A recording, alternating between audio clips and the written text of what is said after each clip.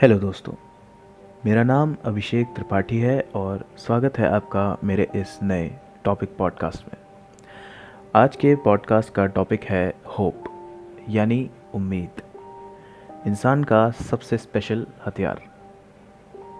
इसे मैं हथियार क्यों कह रहा हूँ और एक्चुअल में इस फीलिंग, होप की फीलिंग का क्या अर्थ है, इसे समझने के लिए मैं आपको फिर से एक और बार ग्रीक माइथोलॉजी की एक बहुत ही फेमस स्टोरी सुनाऊंगा।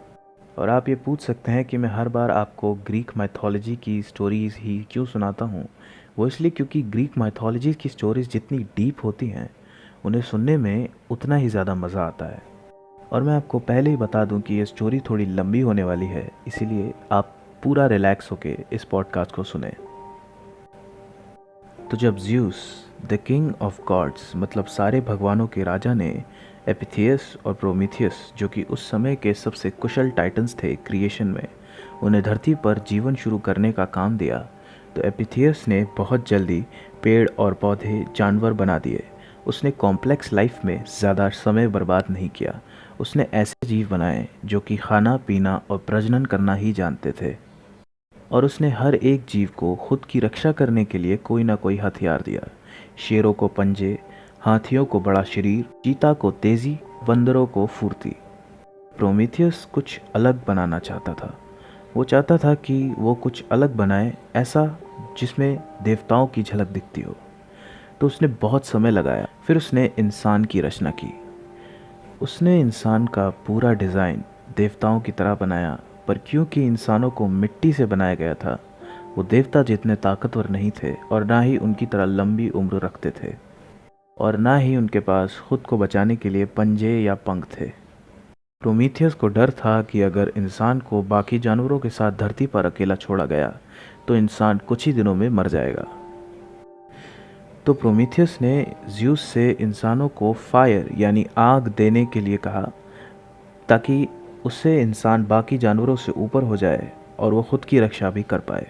फायर एक ऐसा हथियार था जो देवताओं की शान था, और ज़्यूस नहीं चाहते थे कि वो एक मामूली इंसान के हाथ में जाए। तो उन्होंने इंसानों को आग देने से मना कर दिया। उन्होंने कहा कि किसी इंसान का इस पर कोई हक नहीं है।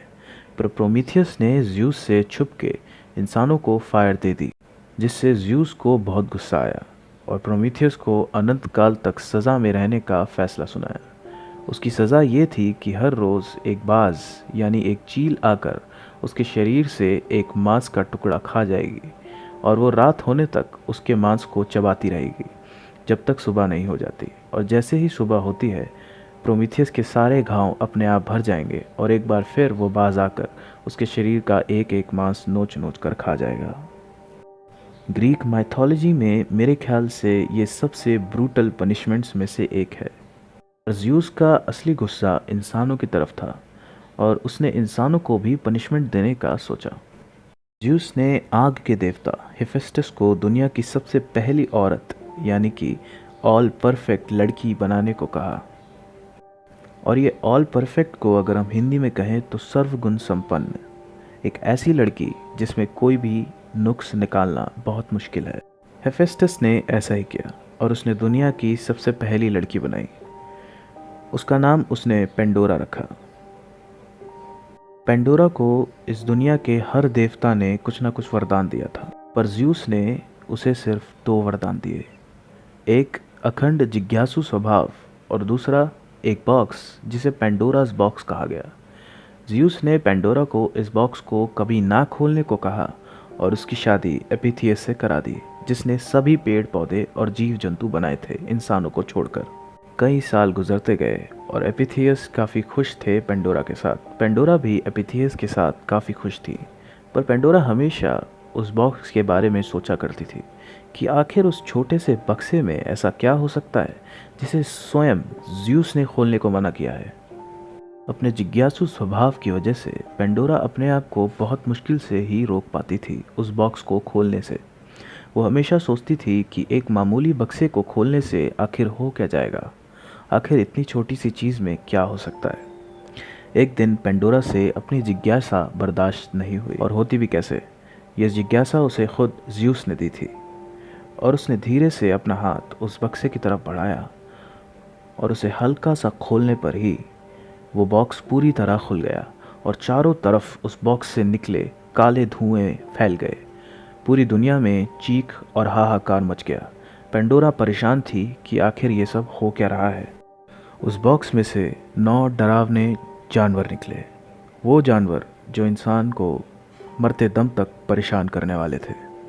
वो 9 जानवर थे जलन, नफ़रत, दर्द, बीमारी, भुखमरी, गरीबी, जंग और मौत। ये 9 चीज़ें इंसानों को दिए गए श्राप थे ज़्यूस के द्वारा। पेंडोरा इन सब चीज़ों को देखकर पूरी तरह परेशान हो गई और हर जगह अंधेरा छा गया और पेंडोरा ने जैसे तैसे करके जल्द से जल्द उस बक्से को बंद कर दिया। तब तक बहुत देर हो चुकी थी।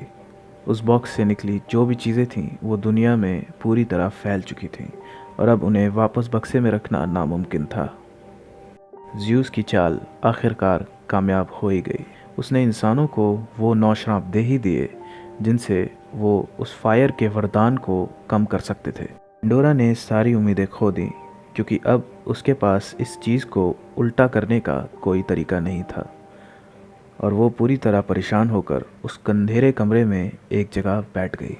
तभी उसका ध्यान उस बंद बॉक्स में से आती हुई एक तेज़ लाइट ने अपनी तरफ खींचा। वो तेज़ रोशनी उन अंधेरों की तरह चीख चिल्ला नहीं रही थी, बल्कि एकदम स्थिर थी और आरामदेह और गर्म थी। सुकून देने वाली वो रोशनी पेंडोरा को अपनी तरफ बुला रही थी। पेंडोरा धीरे धीरे उस बॉक्स के पास गई और उसने हल्के से उस बक्से को खोला और उसने देखा कि उस बॉक्स के अंदर थी होप। बाकी सारी बुरी चीज़ें बक्से से अपने आप निकल गईं, पर ज़्यूस ने इंसानों को एक मौका दिया और उसने उस बक्से के अंदर होप रखी। होप यानी उम्मीद की वो किरण जो पेंडोरा को दिखी उस बक्से के अंदर। पेंडोरा ने वो बक्सा खोलकर होप को यानी उम्मीद को आज़ाद कर दिया। इंसानों को इन 9 मुसीबतों से लड़ने के लिए एक नया हथियार मिला जो था होप। तो इस कहानी से हमें 2 चीज़ें पता चलती हैं। एक, ज़्यूस ने इंसानों को सज़ा देने के लिए पेंडोरा को वो बॉक्स दिया, और दूसरी कि उसने प्रोमीथियस की भी बात रखी और इंसानों को खुद की रक्षा करने के लिए होप दी, यानी कि उम्मीद का हथियार दिया। और देखा जाए तो आग से ना सही, पर हम इंसानों ने इस उम्मीद की ताकत से आज इतना सब कुछ बना लिया है और अगर हम इंसान चाहें तो आज कुछ भी कर सकते हैं। और होप और उम्मीद के बल पे एक इंसान देवताओं की भी बराबरी कर सकता है। आखिर होप को ग्रीक माइथोलॉजी में इस तरह एलिवेट करके क्यों दिखाया गया है? क्योंकि होप आपको वो ताकत देती है जो शायद पैसा नहीं दे सकता। आपके पास बड़ी बड़ी इमारतें हो सकती हैं, हज़ारों रुपए की दौलत हो सकती है, पर अगर आपके पास उम्मीद नहीं है तो वो सब कुछ नहीं लगता। तो ये थी दोस्तों पेंडोराज बॉक्स की कहानी, जो कि ग्रीक माइथोलॉजी की one of the famous stories में से एक है। और मुझे लगा कि आपको ये स्टोरी ज़रूर सुननी चाहिए क्योंकि ये जितनी मज़ेदार है इसमें उतनी ही ज़्यादा ज्ञान की बात छुपी हुई है। Thank you so much for listening to my podcast. और अगर आप इसे यूट्यूब पर देख रहे हैं तो सब्सक्राइब टू माई चैनल, और अगर आप किसी ऐप पर देख रहे हैं so follow me. Thank you so much for listening and I will be back.